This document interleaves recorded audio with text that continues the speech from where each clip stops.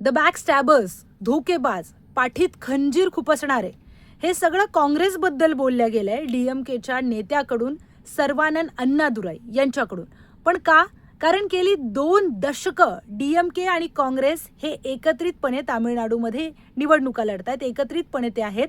2014चा लोकसभेचा थोडासा काळ सोडला तर गेली 2 दशकं हे दोन्ही पक्ष एकत्रितपणे लढतात.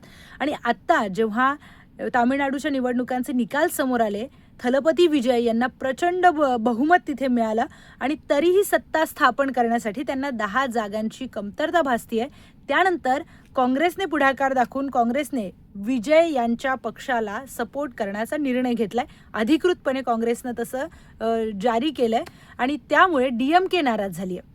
कारण ज्या DMKच्या विरोधामध्ये विजय थलपती लढलेला होता, DMK आणि काँग्रेस एकत्रितपणे त्याच्या विरोधात लढलेली होती, त्यानंतर आता निकाल आल्यावर काँग्रेस त्याला सपोर्ट करते म्हटल्यावर DMKच्या नेत्यांचा तिळपापड झाला आणि त्यांनी द बॅक स्टॅबर्स असं ट्विट काँग्रेस संदर्भात केलं. पण आता पॉलिटिक्स आहे, politics is a game of possibilities. त्यामुळे आपण आपल्या राज्यामध्ये देखील बघितलं की बऱ्याच अशा घडामोडी झाल्या, तशा घडामोडी आता तामिळनाडूमध्ये देखील घडतात.